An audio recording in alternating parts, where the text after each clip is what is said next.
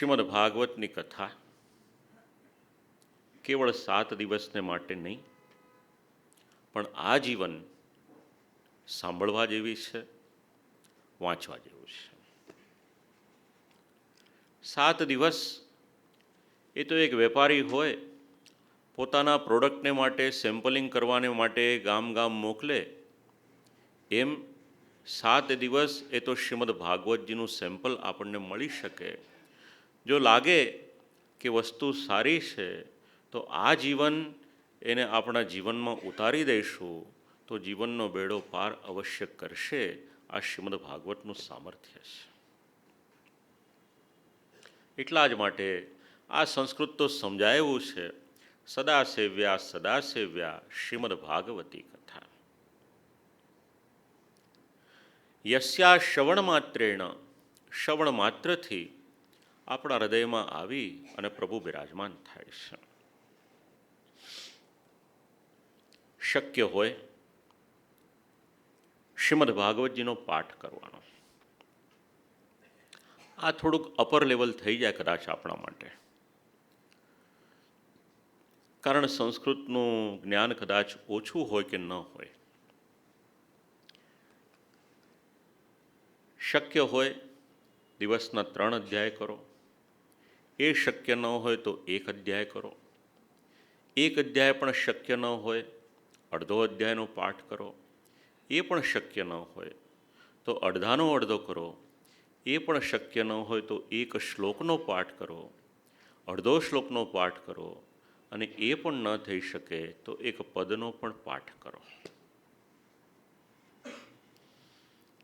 શ્લોકાર્ધમ શ્લોકપાદમ વા નિત્યમ ભાગવતોદ્ભવમ પઠસ્વ સ્વમુખે નૈવ યદિચ્છસી પરામ ગતિમ. જો જીવનમાં ઉત્તમ ગતિ પ્રાપ્ત કરવી હોય તો શ્રીમદ ભાગવતની સાથે જોડાઈશું તો એના ફલ સ્વરૂપે ઉત્તમ ગતિ પ્રાપ્ત થશે.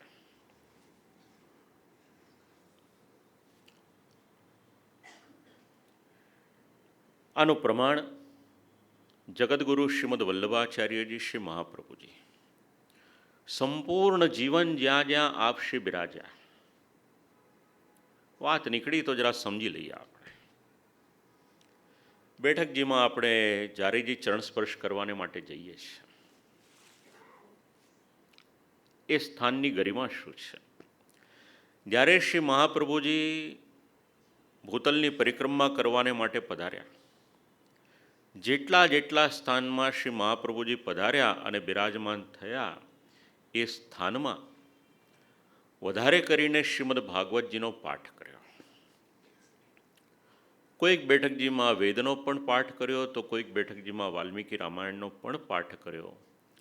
એટલે જ્યાં આગળ શ્રી આચાર્ય વલ્લભ શ્રી બિરાજમાન થયા, શ્રીમદ ભાગવતજીનો પાઠ કર્યો.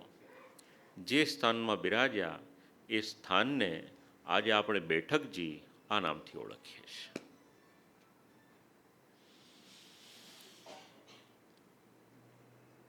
સન્મુખમાં પત્રાત્મક શ્રીમદ ભાગવતજી બિરાજમાન હોય છે. શ્રી મહાપ્રભુજી પાઠ કરતા, શ્રી ગોપીનાથજી પ્રભુચરણ પાઠ કરતા, શ્રી ગોસાઈજી પ્રભુચરણ પાઠ કરતા. એટલા જ માટે કહ્યું કે શ્રીમદ ભાગવતજીનો પાઠ કરો. શા માટે? એતદ ધારણ માત્રેણ કૃષ્ણો ભવતિ વૈદ્રુતાઃ. શ્રીમદ ભાગવતજીને આપણે ધારણ કરીએ એટલે સમજવું કે સાક્ષાત ભગવાન શ્રી કૃષ્ણ ધારણ થયેલા છે. નાથદ્વારાનો ઇતિહાસ વાંચશો. એક બ્રાહ્મણ શ્રીમદ ભાગવતજીના શ્લોકો એટલા શુદ્ધ અને મધુર બોલે કે શ્રીનાથજી બાબા ખૂબ જ પ્રસન્ન થયા. અને પ્રસન્ન થઈને શ્રીનાથજી બાબાએ શ્રી ગુસાઈજી પ્રભુચરણને આજ્ઞા આપી કે આ બ્રાહ્મણ પાઠ કરે છે, મને ગમે છે. નિત્ય મારી સન્મુખ પાઠ કરે એવી વ્યવસ્થા કરો. એટલે શ્રી ગોસાઈજી પ્રભુચરણે શ્રીનાથજી બાબાની પ્રસન્નતાને માટે નિત્ય શ્રી ઠાકોરજીની સન્મુખમાં શ્રીમદ ભાગવતજીનો પાઠ એનો ક્રમ એ આરંભ કર્યો હતો. જે પણ વૈષ્ણવ ઘરે શ્રી ઠાકોરજીની યત્કિંચિત ટેલ કરતા હોય, સેવા કરતા હોય, સેવા તો પૂર્વજો કરી ગયા. આપણે ત્યાં તો લકીર પેટી એનો પણ ઉત્સવ છે. એ પણ બહુ મોટી વાત છે, એ માર્ગ ઉપર ચાલવું પણ. આપણે તો ટેલ કરી શકીએ કે સન્મુખ જઈ શકીએ. તો જ્યારે શ્રી ઠાકોરજી સન્મુખમાં બિરાજમાન હોય ત્યારે ષોડશ ગ્રંથના કે અન્ય કયા કયા ગ્રંથોના પાઠ કયા સમામાં કરવા એ પણ શ્રી હરિરાયજી મહાપ્રભુજીએ સ્પષ્ટીકરણ કરેલું છે. આપણા મનમાં આવે એ પ્રમાણેના પાઠ શ્રી ઠાકોરજીની સન્મુખ આપણાથી કરાય નહીં. મર્યાદા છે એની. શ્રીમદ ભાગવત શ્રી ગોકુલેશ પ્રભુના આજ્ઞાનો આપણે વિચાર કરીએ તો આપશ્રીની આજ્ઞા છે કે નિત્ય 1 અથવા તો 2 અધ્યાયનો પાઠ કરવાનો. એનો મૂળ આપણને જોઈશે તો મેં આ જેટલા પ્રમાણો આપ્યા એની પરથી આ એક વાક્યની આજ્ઞા કરીશ. શ્લોકાર્ધમ શ્લોક પાઠમ વા. જેટલું પણ શક્ય હોય એટલો શ્રીમદ ભાગવતજીનો પાઠ કરવો. તત્પશ્ચાત ભાગવતજીનું સ્વરૂપ એને વધુ સમજાવ્યું. તેનેયમ વાંગ્મયી મૂર્તિ પ્રત્યક્ષા વર્તતે હરે. સાક્ષાત ભગવત સ્વરૂપની મૂર્તિ છે. જ્યારે સનતકુમારોની પાસેથી આ બધું મહાત્મ્ય શ્રવણ કર્યું, જ્ઞાન અને વૈરાગ્ય પોતાના સ્થાનમાં ઊભા થયા અને ભગવાનનું નામ લેતા લેતા શ્રી કૃષ્ણ ગોવિંદ હરે મુરારે નાથેતિ નામાની મુહુર્વંતી ત્યાં ઊભા થઈ અને નાચવા લાગ્યા. આખું શ્રીમદ ભાગવત હજી તો શ્રવણ કર્યું નથી. મહાત્મ્ય શ્રવણ કરતાં કરતાં તો પોતાનું મૂળ સ્વરૂપ એ જ્ઞાન ને વૈરાગ્ય એને પ્રાપ્ત થઈ ગયું. હવે 2 અધ્યાયમાં શ્રીમદ ભાગવતની કથા કરવાથી પિતૃઓની મુક્તિ કઈ રીતે થાય છે એનું ચરિત્ર. ગોકર્ણ ચરિત્ર, આત્મદેવ બ્રાહ્મણનું ચરિત્ર.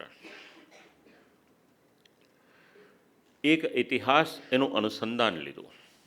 અત્ર તે કીર્તયિષ્યામ ઇતિહાસમ પુરાતનમ. આત્મદેવ નામના બ્રાહ્મણ તુંગભદ્રા નદીના તટ ઉપર એક નગર હતું, ત્યાં રહેતા હતા. ભગવાને બધું જ સુખ આપ્યું હતું, પણ જીવનમાં સંતતિનું સુખ હતું નહીં.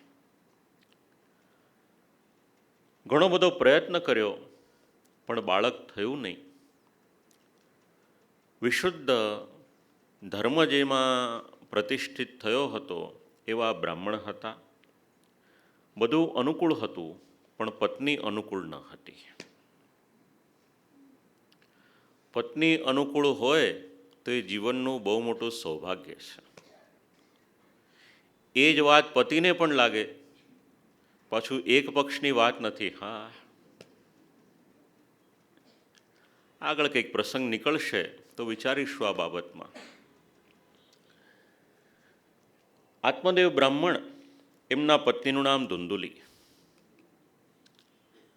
ધુંધુલીનો પરિચય આપ્યો મહાત્મ્યમાં કે ધુંધુલી કેવી? સ્વવાક્ય સ્થાપિકા નિત્યમ. એનું ગુજરાતી શું થાય? હું કહું એ જ સાચું, પતિની વાત બિલકુલ માને નહીં, એવી આ ધુંધુલી હતી. સ્વવાક્ય સ્થાપિકા નિત્યમ. કેવી હતી?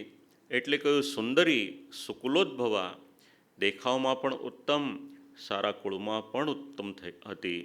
જન્મ થયો હતો એનો, પણ પતિને અનુકૂળ ન હતી. જે કંઈ પતિ કે એનાથી વિરુદ્ધ કહેવાનું, આ એના જીવનનો નિયમ, એનો સિદ્ધાંત હતો. બ્રાહ્મણ કંટાળ્યા, વિચાર કર્યો. પંડિત હતા, જ્ઞાની હતા. વિચાર કર્યો કે આ દેહ છોડી દઉં. આત્મહત્યા કરવાને માટે ગયા. આપણે વિચાર કરીએ છીએ કે આત્મહત્યા કરીશું, જીવનનો અંત આવી જશે એટલે આપણા દુઃખ પૂરા થઈ જશે. પણ વાસ્તવમાં એવું છે નહીં. હા, ભારતીય ધર્મશાસ્ત્ર પૂર્વજન્મ અને પુનર્જન્મ એમાં દ્રઢપણે વિશ્વાસ રાખે છે.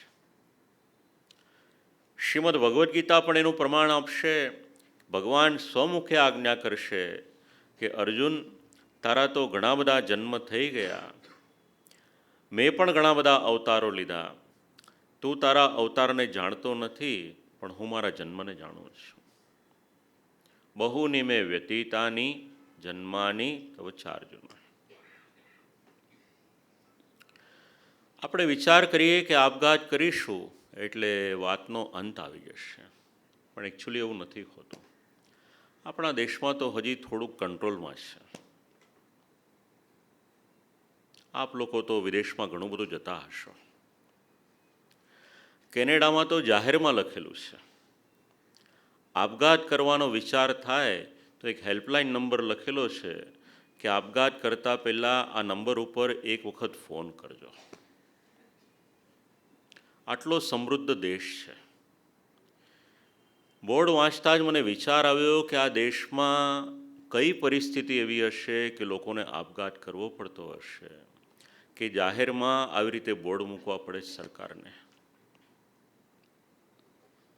સમૃદ્ધિની તો કોઈ કમી છે જ નહીં ત્યાં આગળ. સુધરેલો ભણેલો ગણેલો સમાજ છે. અને સંપ્રદાયનો પ્રસંગ વાંચવો હોય તો રાણા વ્યાસનો પ્રસંગ વાંચી લેજો. આપઘાત કરવા જ ગયા હતા ને. આ તો કુદરતી રીતે શ્રી આચાર્ય ચરણના કોઈ એક સેવકે પ્રશ્ન પૂછ્યો કે ગંગાજીમાં દેહ છોડે તો એનું પરિણામ શું આવે? ત્યારે શ્રી આચાર્ય ચરણે આજ્ઞા કરી કે આપઘાત કરે એને તો ગંગાજી પણ પવિત્ર ન કરે. ત્યારે રોકાયા, શ્રી મહાપ્રભુજીને શરણે આવ્યા અને પછી ઉદ્ભટ વિદ્વત્તા પ્રાપ્ત થઈ.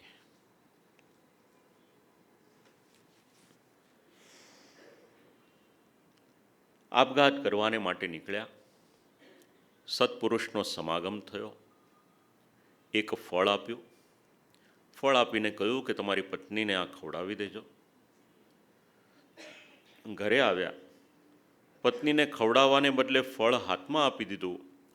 પોતે વિદાય થયા ત્યાંથી. થોડોક સમય થયો, પત્નીને પૂછ્યું કે ફળ ખાઈ લીધું? પત્ની ધૂંધુલી હતી, અસત્ય ઉચ્ચાર કરવાવાળી હતી. એણે કહ્યું ખાઈ લીધું. સખીને વાત કરી, બહેનને વાત કરી. કહ્યું કે ચિંતા ન કરીશ, ગાયને ફળ ખવડાવી દે ને, એટલે ફળમાં સામર્થ્ય શું છે ખ્યાલ આવી જશે. પણ બાળક જોઈશે ક્યાંથી લાવીશ? તો કે બાળકનો પ્રબંધ થઈ જશે. મારી કુખમાં બાળક છે એ તને આપી દઈશ, એના બદલામાં મારા પતિને થોડાક પૈસા આપી દેજે.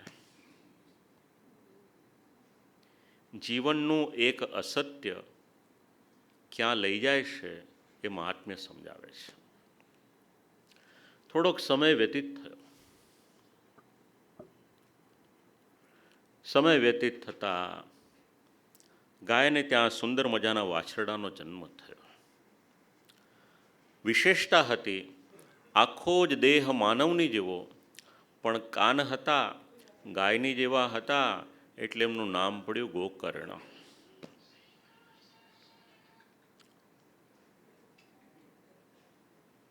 બહેનનો સખીનો દીકરો પાસે લાવ્યા, એનું નામકરણ કર્યું. એનું શું નામ? તો એનું નામ ધુંધુકારી. ધૂમ ધૂમ એતિ શબ્દ કરોતી ઇતિ ધુંધુકારી. બીજાનું ધન લેવાને માટે સતત જે પ્રયત્ન કરે એનું નામ ધુંધુકારી. અને ગોકર્ણ, ગો શબ્દનો અર્થ થાય છે ઉપનિષદ. જેનું મન ઉપનિષદના તત્વના વિચારમાં છે, એ શ્રવણ કરવાને માટે હંમેશા જે તત્પર રહે છે એનું નામ છે ગોકર્ણ.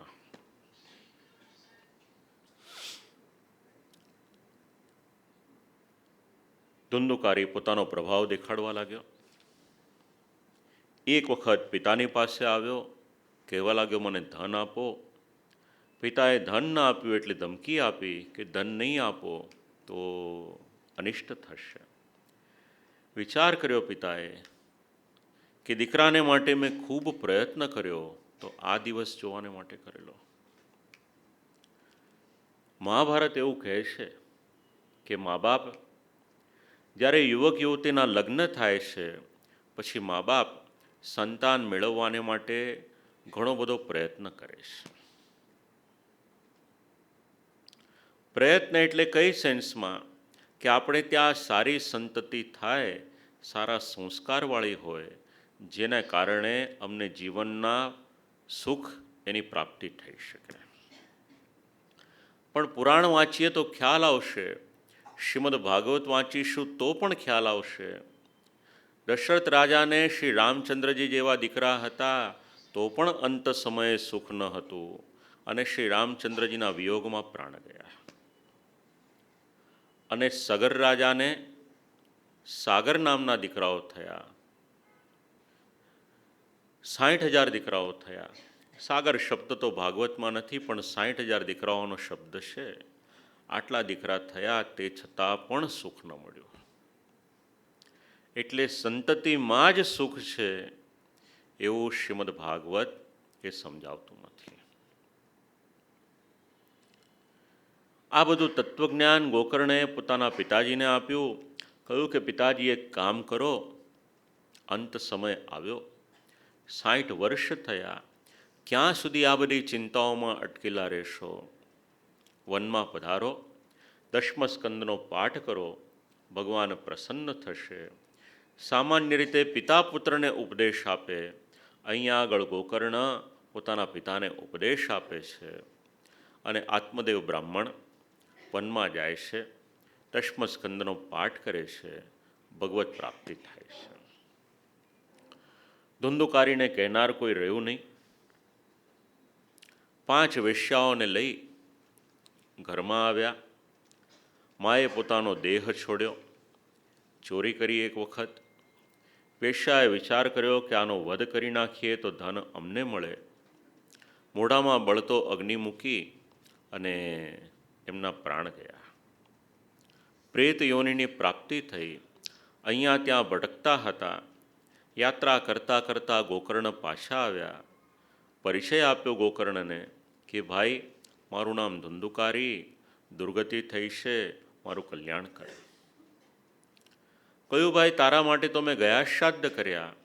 તો કે મારા પાપ એટલા બધા છે કે ગયા શ્રાદ્ધથી પણ મુક્તિ નહીં થાય. ભલે ત્યારે મને સમય આપ. બીજા દિવસનો મધ્યાહ્ન કાલ. કોઈ જવાબ આપી ન શક્યું. સૂર્યનારાયણને વિનંતી કરી, ગતિ રોકીને કહ્યું કે સત્કર્મ કરો. સત્કર્મ એટલે શ્રીમદ ભાગવતજીની કથા એ કરવાને માટેની તૈયારી કરી. કથા શ્રવણ કરાવી. જેટલા જેટલા શ્રોતાઓ કથા શ્રવણ કરવાને માટે આવ્યા હતા. અંત સમય આવ્યો કથાનો, વિરામનો સમય. ઘણા બધા શ્રોતા હતા પણ વિષ્ણુ ભગવાનના દૂત લેવાને માટે આવ્યા કેવળ ધુંધુકારીને.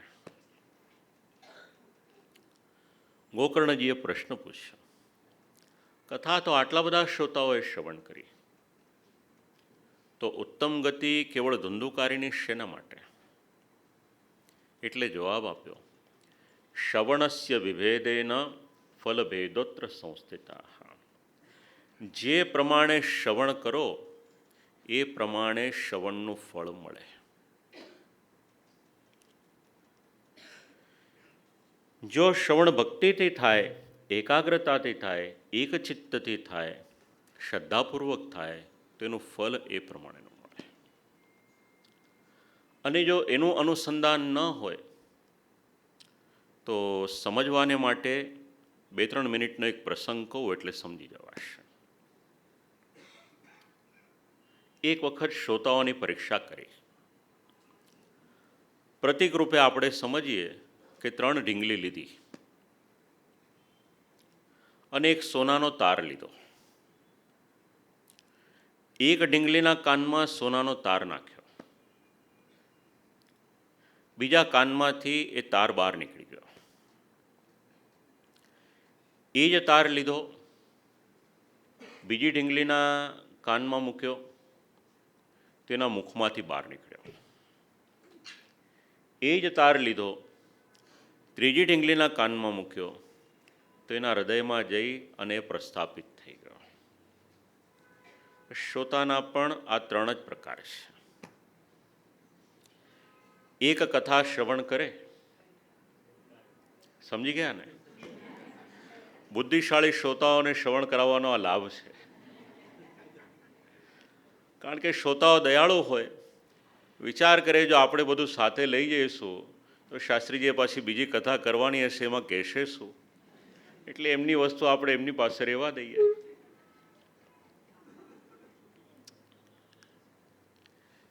બીજો પ્રકાર એવો હોય જે શ્રવણ કરે અને ઘરે જઈ અને પોતાના પરિવારને એની હાઇલાઇટ સંભળાવે કે આજે કથામાં આવું આવ્યું હતું. અને ત્રીજો શ્રોતા એ નિજાનંદમાં એટલો બધો મગ્ન હોય કે ઠાકોરજીની કથા શ્રવણ કરે, એના મસ્તકમાં, એના હૃદયમાં એટલો બધો આનંદ હોય કે હૃદયને કાયમને માટે એનાથી તૃપ્ત કરી દે. ભગવાનની કથા એના હૃદયમાં જઈ અને પ્રસ્થાપિત થાય છે. વિષ્ણુ ભગવાનના દૂતોએ કહ્યું, જો શ્રદ્ધાપૂર્વક બધા શ્રવણ કરે તો એમને પણ ઉત્તમ પ્રાપ્તિ થાય. અને એ કથામાં એક વાંસમાં બિરાજમાન થઈ અને ધુંધુકારીએ કથા શ્રવણ કરી, એનાથી પણ મુક્તિની પ્રાપ્તિ થઈ. લેવાને માટે વિષ્ણુના દૂતો આવ્યા, ભગવાન વિષ્ણુના, ઉત્તમ ગતિની પ્રાપ્તિ થઈ. મહાત્મ્યના આ બે અધ્યાય, ચોથો અને પાંચમો, એની ફલશ્રુતિ છે. ઘરે શ્રાદ્ધનો પ્રસંગ હોય તો શ્રીમદ ભાગવતના બે પ્રસંગ એવા છે કે જેનો પાઠ કરીએ તો પિતૃઓ તૃપ્તિ પામે છે. એક મહાત્મ્યનો ચોથો અને પાંચમો અધ્યાય, ગોકર્ણ ચરિત્ર, અને બીજું 8મા સ્કંદમાં શ્રી વામનજીનું ચરિત્ર. જેટલી પણ અનુકૂળતા હોય એટલો પાઠ કરીએ બેમાંથી એક ચરિત્રનો, તો એનાથી પિતૃઓને અક્ષય તૃપ્તિની પ્રાપ્તિ થાય છે. હવે સપ્તાહ એનો વિધિ. અતતે સંપ્રવક્ષ્યામઃ સપ્તાહ શ્રવણે વિધિમ સહાયેર વસુભિશ્ચૈવ પ્રાયઃ સાધ્યો વિધિસ્મૃતાઃ. આખું જ કથાનું આયોજન કરવું હોય તો કઈ રીતે કરવાનું આ અધ્યાયમાં સમજાવવામાં આવ્યું છે. સૌથી પહેલાં તો મુહૂર્ત કઢાવવું. હવે બ્રાહ્મણને કે કથાકારને એક પરિશ્રમમાંથી આપણે મુક્ત કરી દીધા, એ મુહૂર્ત કઢાવવાનો પરિશ્રમ. કે બાપજી આપ તકલીફ ના લેશો, આ રજાના દિવસો છે એ અમને અનુકૂળ છે, એટલે આપ જ એ દિવસોને અનુકૂળ કરી લેજો.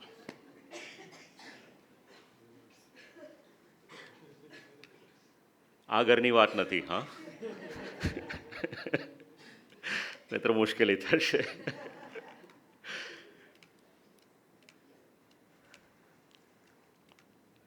કોઈ પણ કાર્ય કરીએ, મુહૂર્તનું ખૂબ જ મહત્વ છે. મુહૂર્ત માર્તંડ નામનો આખો ગ્રંથ છે. કયું કાર્ય ક્યારે કરવાનું એની સમજણ આપી છે એમાં. અને જ્યારે લગ્નનો પ્રસંગ હોય, અથવા તો પછી આપણે ત્યાં આજે સવારે પણ દેવોની પ્રતિષ્ઠા કરી, તો સુમુહૂર્તમસ્તુ એવો એક શબ્દનો પ્રયોગ કરવામાં આવે છે. અને સુમુહૂર્તમસ્તુ થાય એની પછી માંગલ્યમસ્તુ આવે છે.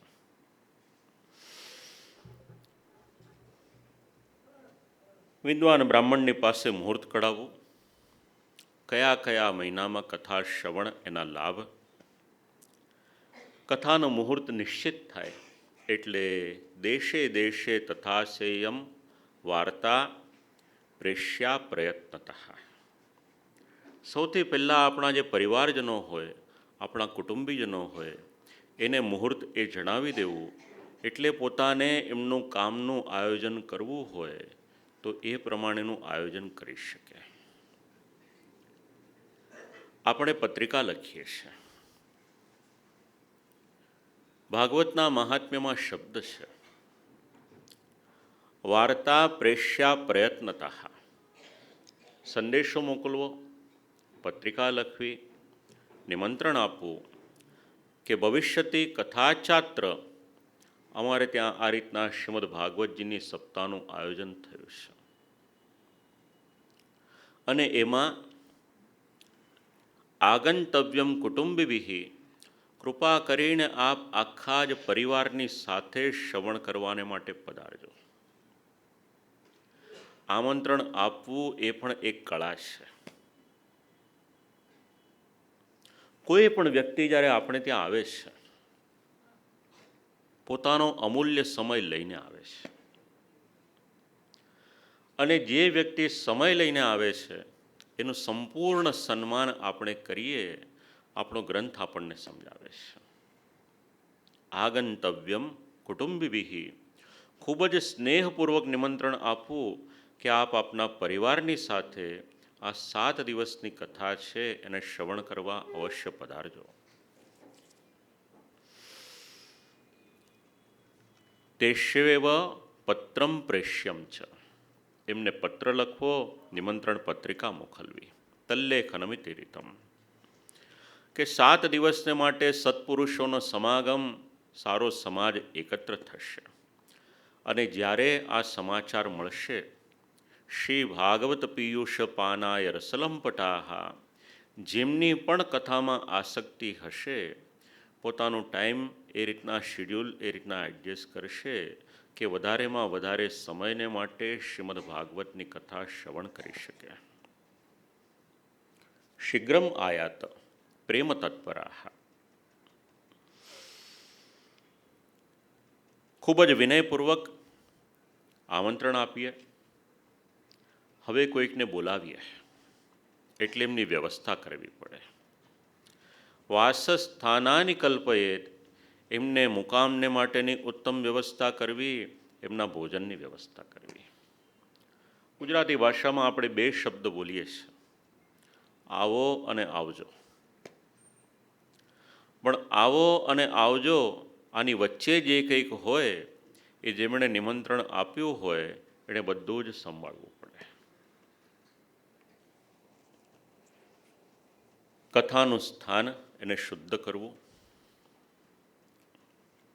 ઘરમાં કથા હોય તો કઈ રીતનું આયોજન કરવાનું એ સમજાવ્યું. એક વિશાળ મંડપ બાંધવો, 4 બાજુ કેળના સ્તંભ એને રોપવા, 4 બાજુ 4 દિશામાં 4 ધજાનું રોપણ કરવું. વડીલોને ખ્યાલ હશે, પહેલાં જે વ્યાસપીઠ બનતી હતી એમાં આખો જ ઉપરનો ચંદરવોને બધું લગાવવામાં આવતું હતું. ચંદરવાની ઉપર અથવા તો પછી એ કાષ્ઠની સાથે, લાકડીની સાથે 4 બાજુ 4 ધજા એ બાંધવામાં આવતી હતી.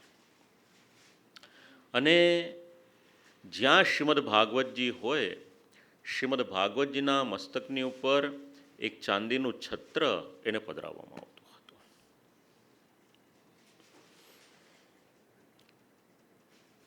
ચતુર્દિક્ષુ ધ્વજારોપો.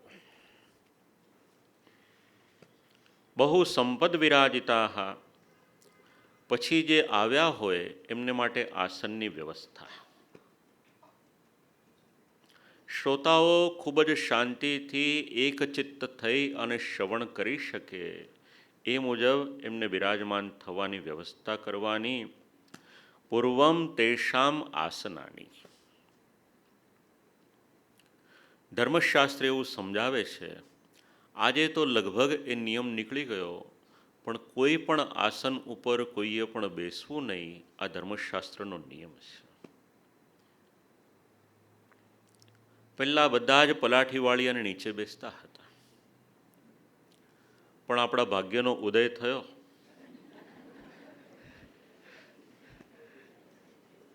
બોલું કે નહીં વધારે?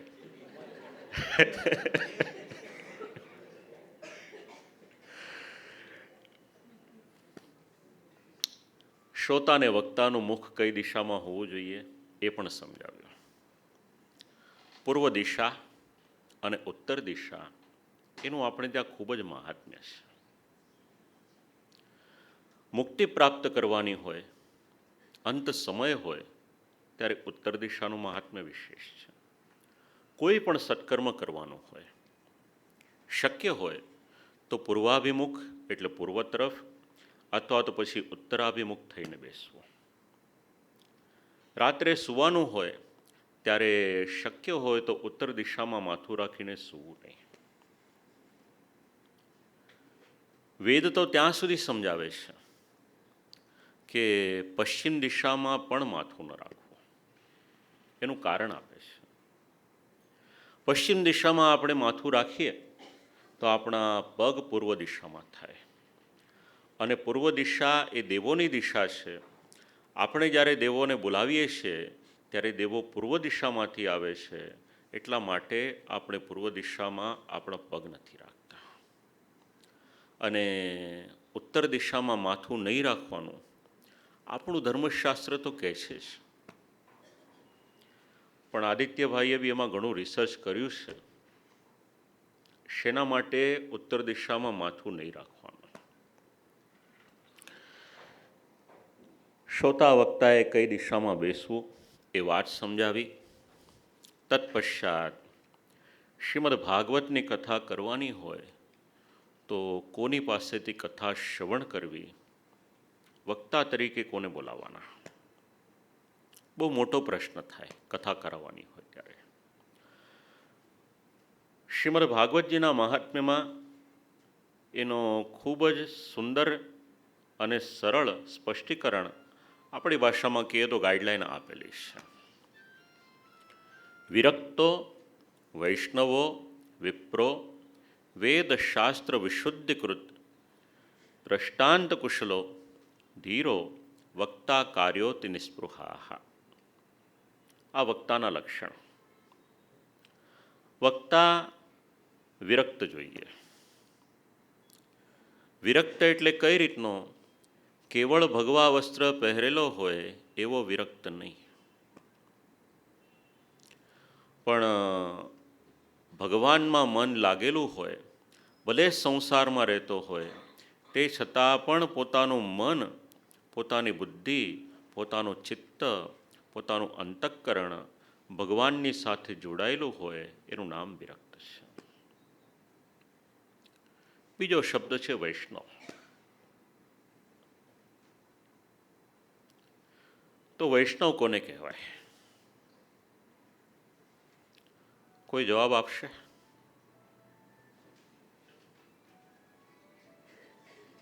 વૈષ્ણવ કોને કહેવાય? સુરેખાબેન માટે પ્રશ્ન નથી. હા, નહીતર પાછા બધા એમની તરફ જોશે.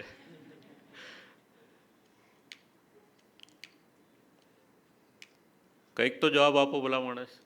આ પરીક્ષા નથી, આ તો એમને વાત કરીએ છીએ આપણે. આ બ્રહ્મ સંબંધ લે એનું નામ વૈષ્ણવ.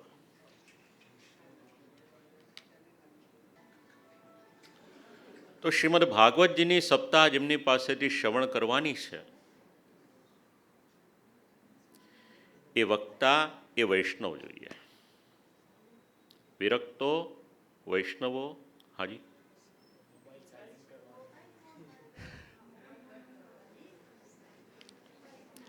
આમાં શું છે બેન? કથામાં આપણને વાજિંત્રની આદત પડી ગઈ ને. હવે આ કથામાં મ્યુઝિક છે નહીં એટલે ઘડી ઘડી મોબાઈલ વાગે રાખે છે.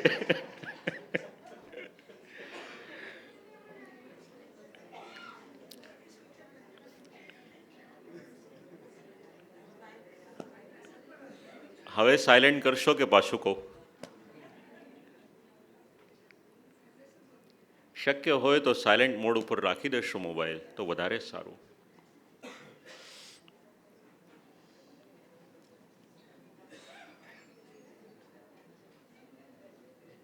વિરક્તો, વૈષ્ણવો, વિપ્રો.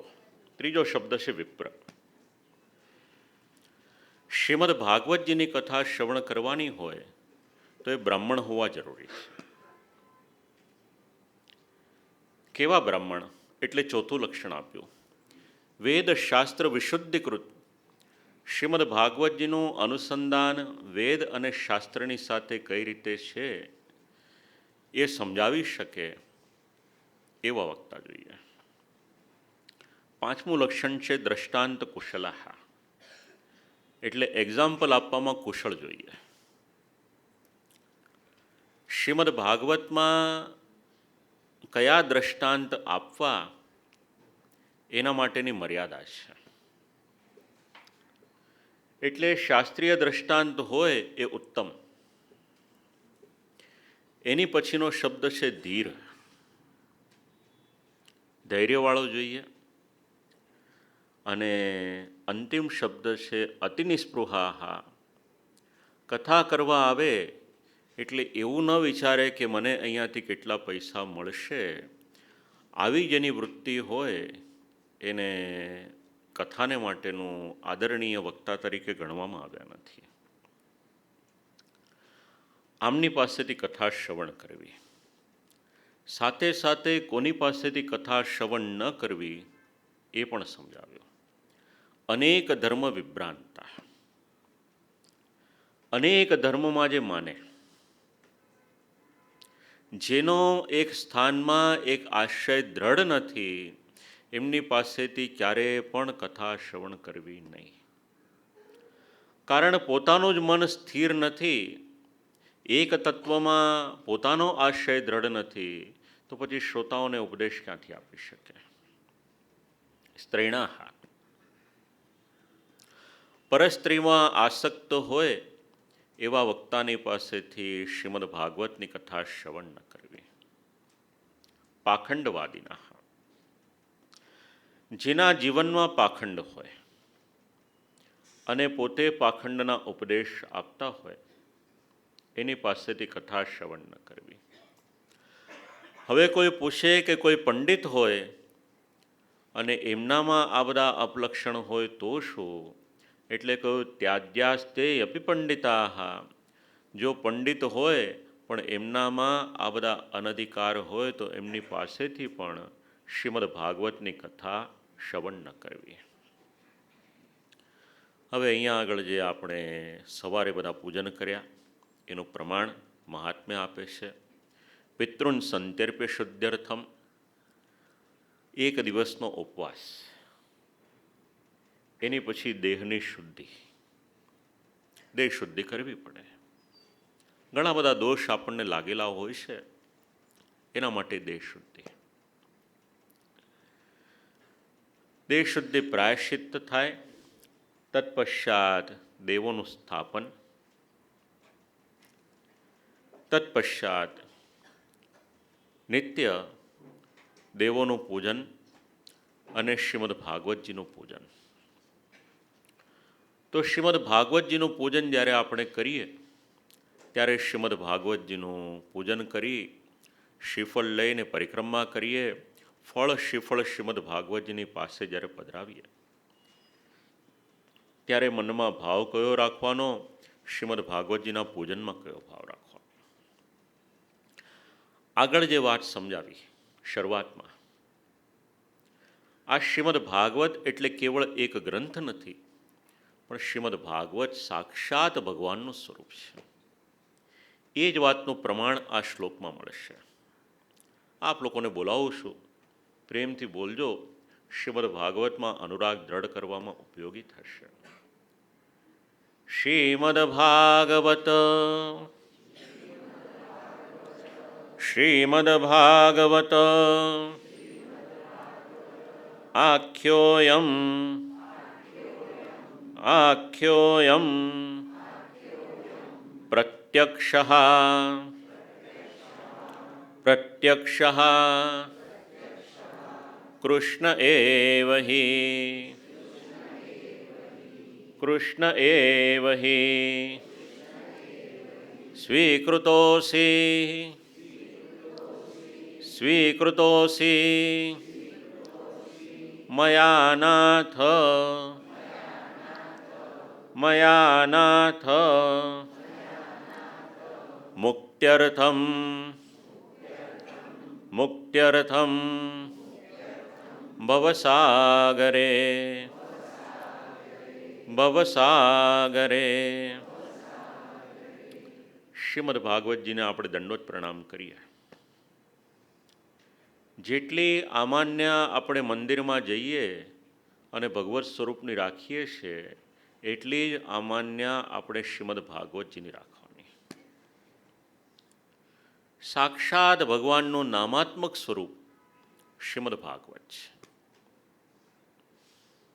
એ જ વાત આ શ્લોકમાં સમજાવી છે. પ્રત્યક્ષ કૃષ્ણ એવહિ. અને પગે લાગીએ ત્યારે વિનંતી કરીએ, સ્વીકૃતોસી મયાનાથ, પ્રભુ મારો સ્વીકાર કરો.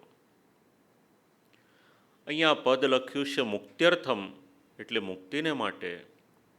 શ્રી આચાર્ય ચરણ સમજાવે છે શ્રીમદ ભાગવત એ તો ભક્તિને માટે છે. જો ભક્તિ મેળવવી હોય તો શ્રીમદ ભાગવત એને જાણો. શ્રીમદ ભાગવત શ્રવણ કરતા કરતા ભક્તિ એની અનુભૂતિ થશે. તત્પશ્ચાત જેમને વક્તા તરીકે વિરાજમાન કર્યા હોય એમનામાં કયો ભાવ રાખવો, એટલે શ્લોકનું અનુસંધાન લીધું. શુકરૂપ પ્રબોધજ્ઞ સર્વશાસ્ત્ર વિશારદ એતત કથા પ્રકાશેન મદજ્ઞાનમ વિનાશય. જેમને વક્તા તરીકે પ્રતિષ્ઠિત કરીએ છીએ એમની પર આપણે એક જવાબદારી મૂકીએ છીએ કે આપ આપના જ્ઞાન દ્વારા અમારું કલ્યાણ કરો, જીવનમાં રહેલો અંધકાર એને આપ દૂર કરો.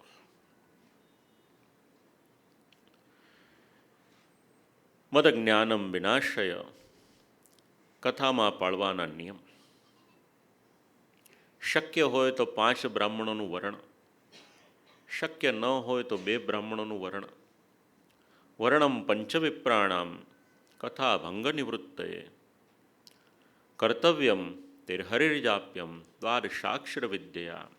પધારેલા બ્રાહ્મણો શ્રીમદ ભાગવતજીનો મૂળ પાઠ કરે અને દ્વાદશાક્ષર મંત્ર એનો જપ કરે.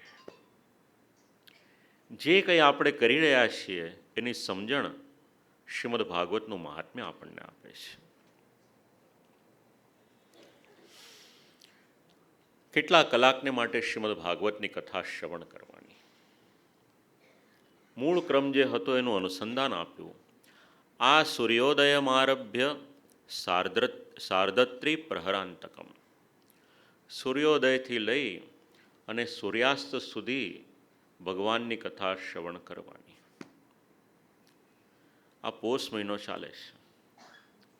સવારે 7:15 વાગે સૂર્યોદય અને સાંજે 6:15 વાગે સૂર્યાસ્ત, એટલે 11 કલાકની કથાનો ક્રમ. તેમાં વચ્ચે બ્રેક મળે કે નહીં? તો કયું મધ્યાહ્ને ઘટિકાદ્વયમ, બપોરે 2 ઘડીનો વિશ્રામ મળશે.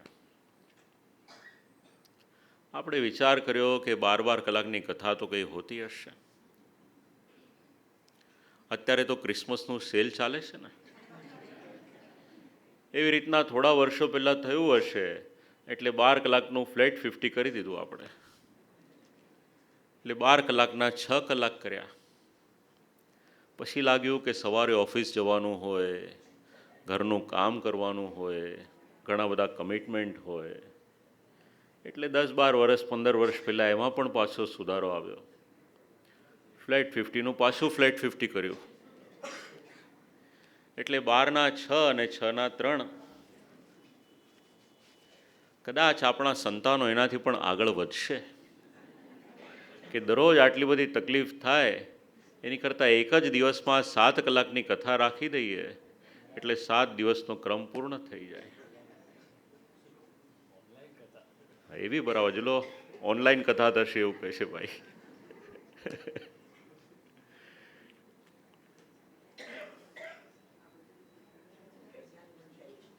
કથા વિરામ કર્તવ્યો મધ્યાહ્ને ઘટિકાદ્વયમ. હવે 7 દિવસ કથા શ્રવણ કરવાની, તો આહાર શું લેવાનો, ભોજનમાં લેવાનું શું?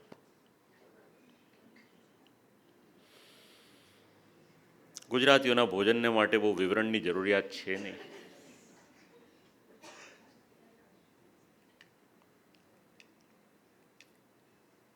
ઘણા બધા પર્યાયો આપ્યા છે, કદાચ કોઈકને કંઈક નિયમ લેવો હોય. પહેલો પર્યાય આપ્યો ઉપોષ્ય. 7 દિવસ કંઈ પણ આહાર ન લેવો હોય, નકોડા ઉપવાસ કરીને કથા શ્રવણ કરવી હોય, તો પહેલો પર્યાય એ આપવામાં આવ્યો છે. એ પણ ન થઈ શકે તો બીજો પર્યાય ઘૃતપાનમ. 7 દિવસ સુધી કેવળ ઘી પી અને કથા સાંભળવાની.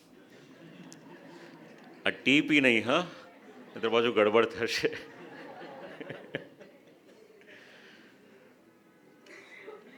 હવે આપણને કોઈ ઘી ખાવાનું કહે તો આપણે એટલા બધા કેલેરી કોન્શિયસ કે રોટલી પર પણ ઘી ચોપડવાનું હોય તો આપણે જરાક વિચાર કરીએ કે લઈએ કે ન લઈએ. કારણ ગાયના બદલે ભેંસનું ઘી આવ્યું ને એટલે તકલીફ થઈ.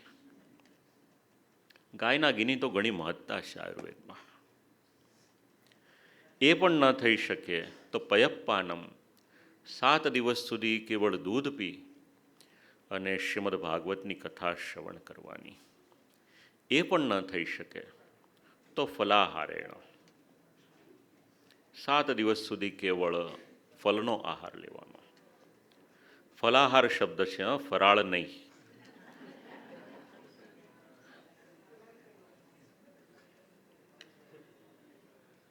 એ પણ ન થઈ શકે તો એક ભુક્તેના. એક વખત ભોજન કરો અને એક વખત કંઈ ફળનો આહાર લો. એ પણ ન થઈ શકે તો 2 વખત ભોજન કરો.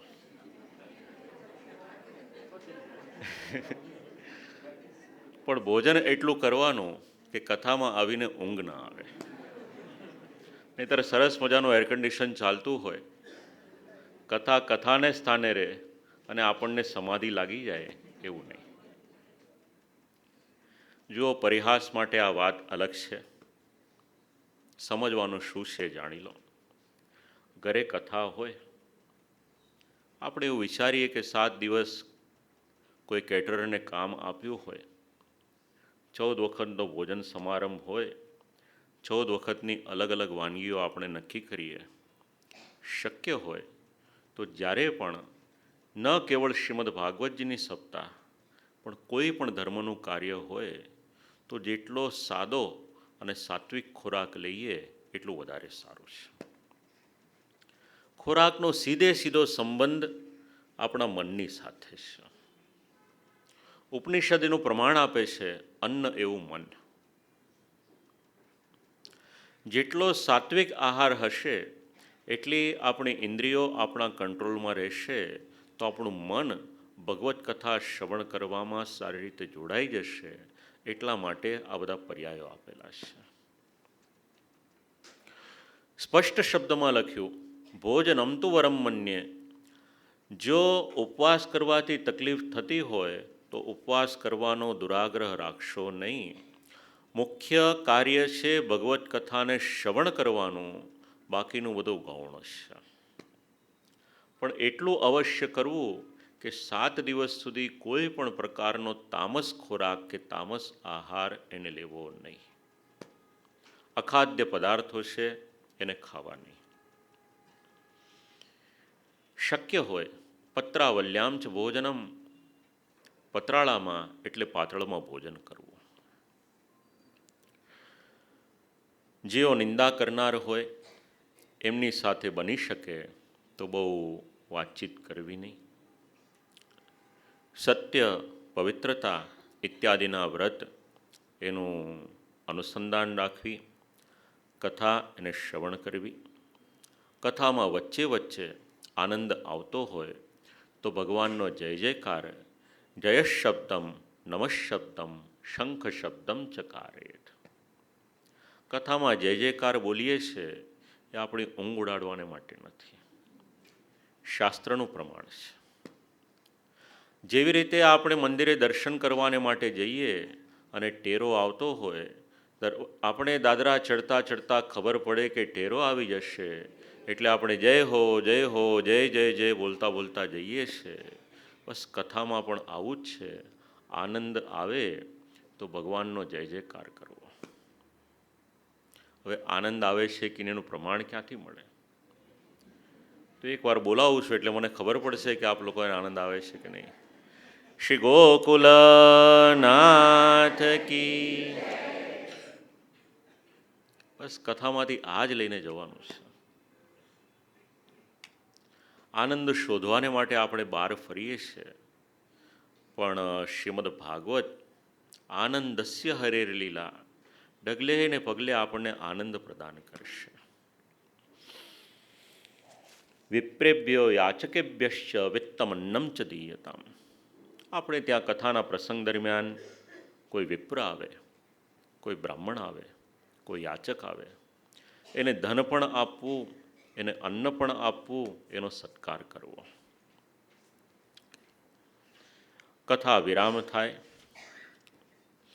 વિષ્ણુ સહસ્ત્રનામ સ્તોત્રનો પાઠ કરવો.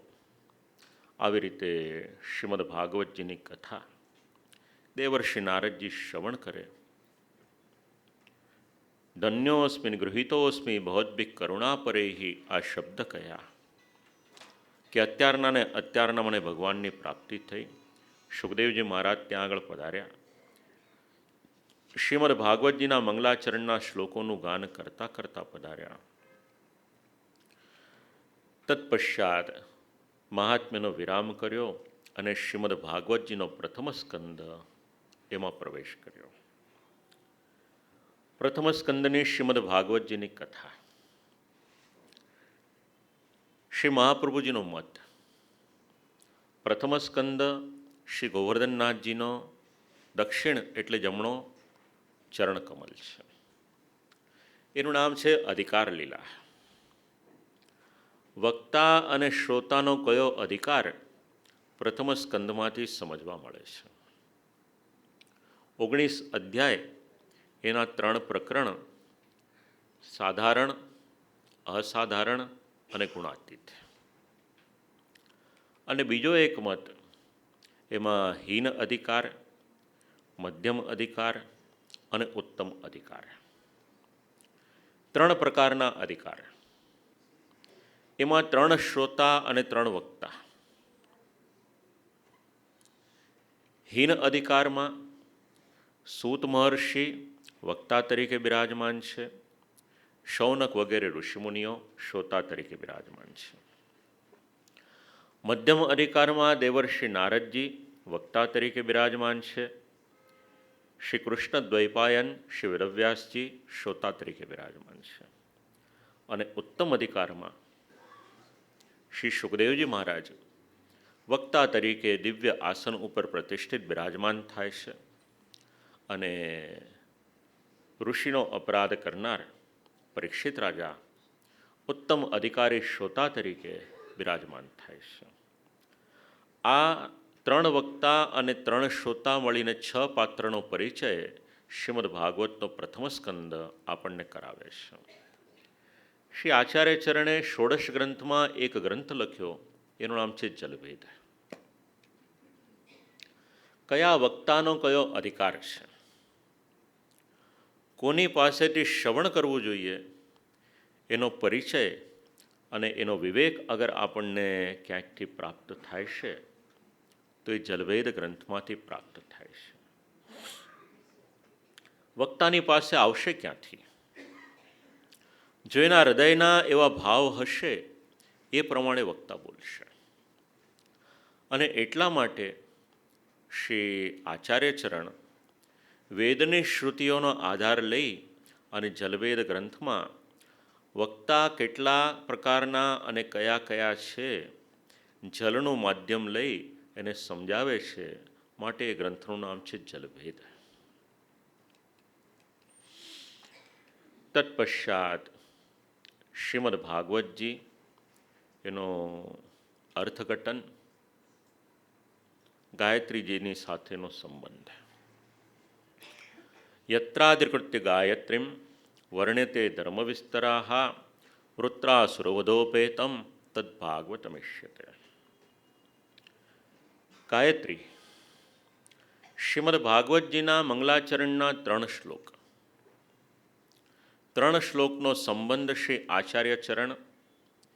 સૌથી પહેલા શ્લોકનો સંબંધ ગાયત્રીજીના મંત્રની સાથે કરે છે. હવે ગાયત્રી મંત્ર બોલાય કે ન બોલાય એના માટેનો શાસ્ત્રનો મત શું છે? આજે તો સમાજમાં એવું દેખાય છે કે જેના મનમાં આવે એ કોઈ પણ ક્યારેય પણ કોઈ પણ અવસ્થામાં ગાયત્રી મંત્ર બોલવાની શરૂઆત કરે છે. પણ ક્યારેય પણ વેદનો કોઈ પણ મંત્ર હોય, કોઈ જાણકાર વ્યક્તિને પૂછજો કે આ મંત્ર અમારાથી બોલાય કે ન બોલાય. શાસ્ત્રનું ખૂબ જ સુંદર રીતે સુવ્યવસ્થિત અર્થઘટન કરવામાં આવ્યું છે. દરેકની પર દરેકનો અધિકાર નથી. વેદ એનો ઉચ્ચાર કરવો હોય તો એના માટેની યોગ્યતા કઈ જોઈએ, એના માટે શાસ્ત્ર શું કહે છે એનો વિચાર કરી લેવાનો. બોલવું કે ન બોલવું એ નિર્ણય પોતે કરવાનો. પણ એટલીસ્ટ કોઈ કાર્ય આપણે એવું ન કરીએ અજાણતા, પણ આપણે એવું વિચારતા હોઈએ કે હું સત્કર્મ કરું છું, પુણ્યનું કાર્ય કરું છું, એના બદલે આપણને દોષ લાગતો હોય. ગાયત્રી વેદ માતા, સંપૂર્ણ વેદની માતા અગર કોઈક છે તો ગાયત્રી દેવી છે. વેદત્રયાર્થ પ્રતિપાદિકા ભવતી તદર્થો ભાગવતે પ્રથમમ બીજાર્થમ નિરૂપ્યતે. સંપૂર્ણ શ્રીમદ ભાગવત વેદનો સાર.